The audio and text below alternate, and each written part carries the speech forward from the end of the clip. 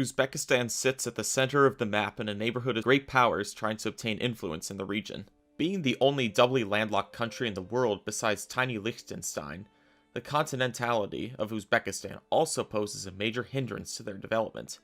Yet, great potential still lies in the Central Asian nation, if it plays its cards right in the next few decades. With the population nearly equal to that of all its Central Asian neighbors combined, an abundance of natural resources, and great growth potential, what is the geopolitical situation of Uzbekistan, and what lies in store for the country going forward?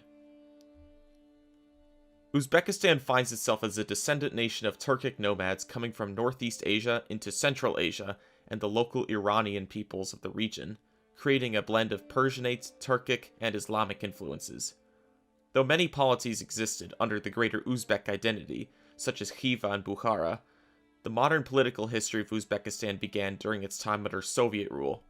The Khivan People's Soviet Republic, the Bukhara People's Soviet Republic, and parts of the Turkestan Autonomous Soviet Republic were regrouped into the Uzbek SSR in 1924.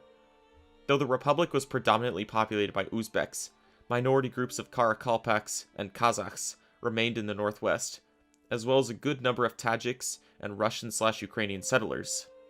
Uzbekistan, like the rest of the Soviet republics, lacked autonomy from the Soviet federal government, and often suffered from its policies.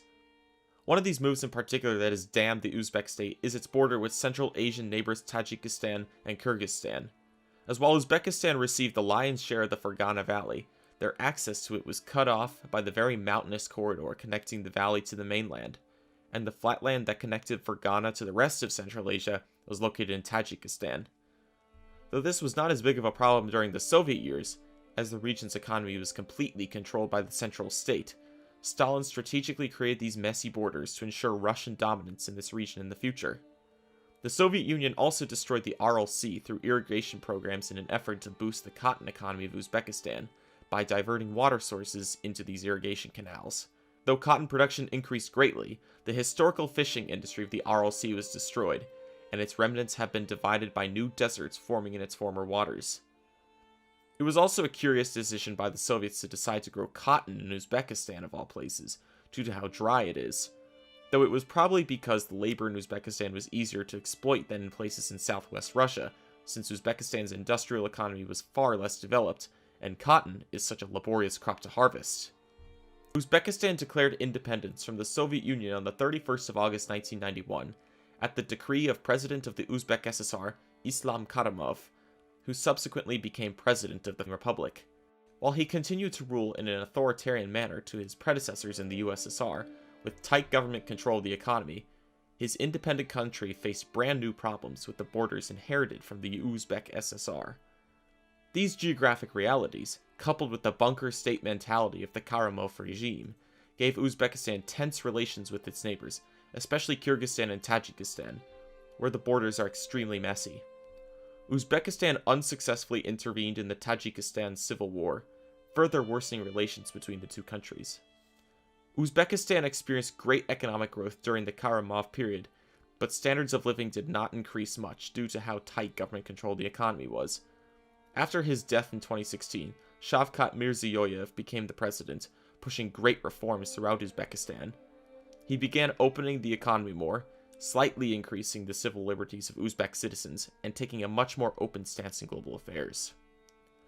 Moving now to geography, Uzbekistan is doubly landlocked, right in the middle of Central Asia. They are bordered by Kazakhstan to the north, Kyrgyzstan to the east, Tajikistan to the southeast, Afghanistan to the south, and Turkmenistan to the southwest. Nearly all of Uzbekistan is located between the Amu Darya and Sur Darya rivers, whose irrigation canals supply Uzbekistan with the water it needs to grow its cotton. The origin of the Amu Darya is in Tajikistan, which has become a major problem in recent years, as Tajikistan hopes to increase its energy output by damming up the river, and assert itself over its larger neighbor. The Sur Darya has two origins, both in Kyrgyzstan, and Uzbekistan has a great deal of control over the southern portion of the country, where the Kara Darya originates. Climatically, the vast majority of Uzbekistan is arid or semi-arid, while eastern parts of the country feature more continental climates due to their high elevation. While most of the country is flat, these eastern regions tend to be more mountainous, with the major exception being the Fergana Valley, which hosts a large portion of the Uzbek population.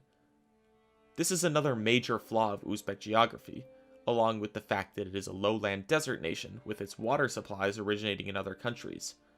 The corridor connecting the populous and fertile Fergana Valley with the rest of Uzbekistan is very mountainous, which makes connecting the two regions of the country extremely difficult. The flatlands that connect the rest of Uzbekistan to the Fergana Valley are actually in Tajikistan, another reason tensions are heated between the two countries.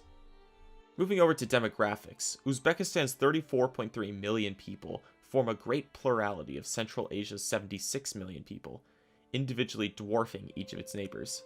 Compare Kazakhstan's 19 million, Tajikistan's 9.5 million, Kyrgyzstan's 6.6 million, and Turkmenistan's 6 million. These people mainly live in the more fertile lands of the east, not far from the border with Tajikistan, as well as in the Fergana Valley and around the Amu Darya River, in the lands of the former Khanate of Khiva. The Kizilkum Desert in the northwest is very sparsely populated, as well as the Autonomous Republic of Karakalpakstan.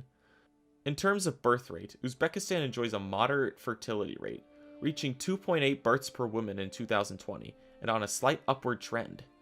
Unlike non-Central Asian former Soviet republics, Uzbekistan does not suffer from low fertility and a rising elderly population, meaning they are able to use their youthful population to grow their economy. However, a country can face major unemployment issues if there is a large youth bulge in the population. Luckily, Uzbekistan's modest population growth has led to only marginal unemployment problems, reaching about 6% in 2020. At the same time, this figure may not be completely accurate due to the nature of the government and how they count unemployment, and so figures could be as high as 20%. At the same time, with population growth being limited to such confined areas in such a short time, population pressures could still be a major issue for Uzbekistan. The easiest solution for the country would be to move some of these people out to the western parts of the country, near the Amu Darya and Sirdarya rivers. This particular issue will be discussed later. Ethnically, Uzbekistan is made up primarily of Uzbeks, who make up around 83% of the population. Tajiks make up about 4% of the population officially, but there is great fluidity between the Uzbek and Tajik identity, as many Tajik speakers who are ethnically Tajik still identify as Uzbek in Uzbekistan, and some estimates put up to a third of Uzbek's population as Tajik. About 2% are Russian, mainly in Tashkent, 2% are Kazakh, mainly in the Kizilkum Desert, and 2% are Karakalpaks, a group with their own autonomous republic in the northwest of the country who are closely related to Kazakhs. The vast majority of Uzbekistanis identify as Muslim, around 94% of the population, while 4% identify as Russian Orthodox. The Uzbek economy remains one that relies on its natural resources to keep up with international trade. Cotton is obviously one of the country's biggest exports, at around 16% of all Uzbek exports. Uranium and natural gas are also extracted in Uzbekistan and are important for its economy. 18% of Uzbekistan's economy is generated from the raw materials sector, while employing nearly 26% of the population. Something encouraging is that while just over 13% of Uzbekistanis are employed in the industrial sector, it generates more than a third of the economy. This means that if Uzbekistan grows its industrial sector, millions could potentially be lifted out of poverty, and industrial farming could make cotton production much more efficient. But today, Uzbekistan remains a relatively poor country, with a GDP per capita of just $9,000 in purchasing power parity. Though the country has seen pretty steady economic growth over the past few decades, reaching a GDP PPP of $300 billion, the vast majority of the population remains poor. Data from 2011 shows that over 60% of Uzbekistanis live below $1.90 a day, with rates of poverty like that seen nowhere else outside Africa. Unfortunately, the Uzbekistani people have not been given much of a chance to let their economy grow until very recently. From the country's independence in 1991 to his death in 2016, Islam Karimov ruled a totalitarian bunker regime in Uzbekistan. Karimov ruled with an iron fist as he suppressed free elections and freedom of speech, enforced state control of the economy, and worsened relations with nearly all of Uzbekistan's neighbors, all of these things keeping the Uzbek people in abject poverty. Uzbekistan was ranked consistently near the bottom of freedom scores under the Karimov regime. After his death in September 2016, Uzbekistan entered a new era under Shavkat Mirziyoyev. He took a much more open foreign policy stance, visiting several countries in his first year in office, and brought great new potential in building relations with Uzbekistan's neighbors.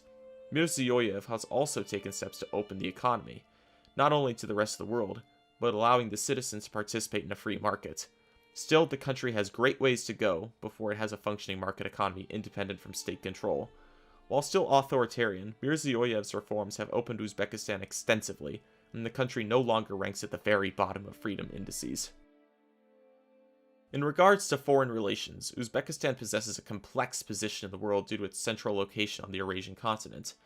It passes mainly through the Russian sphere of influence, continued from the Soviet era with organizations like the Commonwealth of Independent States and formerly the Collective Security Treaty Organization, but also passes in the Chinese sphere of influence, as the Chinese continue to put money in the pockets of Uzbek government officials through projects like the Belt and Road Initiative. Uzbekistan's place in this initiative is crucial, as once at the center of the historic Silk Road, they will continue to be the link that connects Europe and the Middle East to China. The amount of money that Uzbekistan has received from China for development projects has inevitably indebted them to China, pushing them closer to the Chinese debt trap, but nowhere near to the extent of neighbors Tajikistan and Kyrgyzstan. Uzbekistan, while having improving relations with its immediate neighbors, still has uncertainty in each of these relationships. Relations with Tajikistan are the coldest, as the two nations have historic quarrels, including the whole of Tajikistan historically being controlled by Uzbek polities, and Tajikistan trying to dam up Uzbekistan's water. The whole south of Kyrgyzstan is dominated politically and economically by Uzbekistan, as it sits next to the populous Fergana Valley, and rough mountainous terrain separates it from the political centers of Kyrgyzstan in the north. This fact has obviously made relations uneasy. Kazakhstan and Turkmenistan both have control of portions of the Sirdarya and Amudarya rivers, respectively, that are relatively lightly settled. I predict that Uzbekistan's steadily growing population and proximity to both these regions could create future tensions as Uzbekistan tries to find new lands to host its new population and growing industrial-grade agricultural sector. So what does the future of Uzbekistan look like? Judging by the factors I presented, I can make a few educated guesses as to how we are seeing Uzbekistan develop alongside its neighbors. I believe there will be some major destabilizing event that will occur in Central Asia, mainly due to population pressures, but also because of the messy borders around the Fergana Valley, competing Russian, Chinese, and local interests, and the damming of the rivers in the region. The most likely outcome of such a conflict, in my opinion, is one of the great powers intervening and restoring order, either Russia or China. I would see it much more likely that China would pull this off, due to Russia's weakening influence in Central Asia outside of Kazakhstan, and China's growing developments in the region. China would probably continue to prop up the previous regimes that existed in the region, but with a tighter leash than before. Uzbeks discontented with the Chinese controlling their nations would likely create extreme nationalist or populist movements in backlash. I could easily see these populist movements becoming Islamist, giving the Uzbeks a rallying cry for the other discontented people groups of Central Asia to rise up and unite against foreign influence. This leads to the other likely proposal for what I think could happen to Uzbekistan, which is a scenario where either some populist/Islamist movement takes over the country and expands to form a Central Asian empire of sorts, or the government of Uzbekistan itself distances the country from foreign influence and conquers its neighbors to secure its water supply and become self-sufficient. This could be done with their superior numbers. No matter how this would happen, they would gain the ire of both Russia and China, who would have a new player to fight to gain full dominance over Central Asia. A greater Uzbekistan independent of China would also be detrimental to the Belt and Road Initiative, severely weakening Chinese global influence. If Uzbekistan wanted to continue in such a hostile environment, they may try to seek powerful allies from outside the region, as under no circumstance would Uzbekistan be powerful enough to survive for very long on its own before being conquered by either Russia or China. Turkey looks like a good option, as the countries share great cultural heritage, and Turkey may be seeking influence in Central Asia due to its energy wealth. The United States is the other obvious option, though it is unclear whether they would want to support a country so far from their core sphere of influence, no matter how strategic such an alliance would be. In conclusion, the Republic of Uzbekistan sees great potential, but also great challenges ahead of it. Its population has the potential to bring the country into great economic and political success, even into regional dominance. At the same time, Uzbekistan's population remains very poor, with continued geographic problems and encroaching Chinese influence in the country presenting continued challenges. Only time will tell now how these pressures will play out in the future. Thank you for watching this week's report. Consider supporting my work by subscribing and following my Patreon, the link to which is on my channel banner. Comment what political reports you would like to see next.